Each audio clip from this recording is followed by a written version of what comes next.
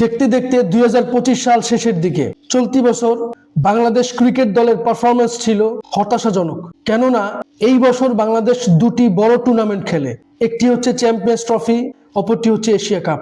যদিও চ্যাম্পিয়ন্স ট্রফিতে বাংলাদেশের অনেক আশা ছিল যে মুশফিকুর রহিম এবং মাহমুদুল্লাহ রিয়াদ তারা তাদের সর্বশেষ আইসিসি টুর্নামেন্ট খেলতে যাচ্ছে, তবে বাংলাদেশ দল ইন্ডিয়া এবং নিউজিল্যান্ডের কাছে হতাশাজনকভাবে হেরে আইসিসি চ্যাম্পিয়ন্স ট্রফি থেকে গ্রুপ পর্বেই বাদ পড়ে যায়।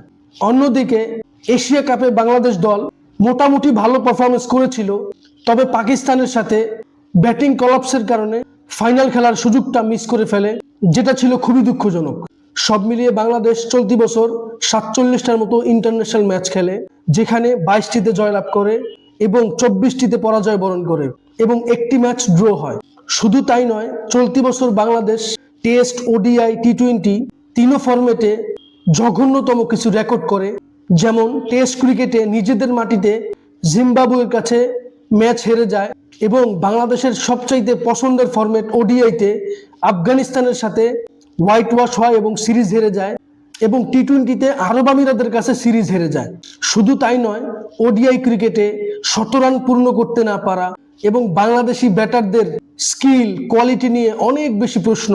অন্যদিকে ক্যাপ্টেন নিয়ে কন্ট্রোভার্সি, বিসিবি নির্বাচন, মুশফিকুর রহিমের 100তম টেস্ট ম্যাচ উদযাপন এবং মুশফিকুর রহিম তিনি তার 100তম টেস্টে সেঞ্চুরি করেছেন, এবং 2025 সাল বিপিএল দিয়ে শুরু হয়েছিল এবং বিপিএল এর মাধ্যমেই শেষ হচ্ছে। সব মিলিয়ে আমরা আশা করছি বাংলাদেশ দল নিজেদেরকে আরো বেশি পরিণত করে ক্রিকেট ফ্যান্সদেরকে অনেক অনেক আনন্দ দিবে। এ নিয়ে আপনার কোনো মতামত থাকলে অবশ্যই আমার সাথে শেয়ার করবেন। ভিডিওটি ভালো লাগলে লাইক, কমেন্ট, শেয়ার, সাবস্ক্রাইব করবেন। ধন্যবাদ।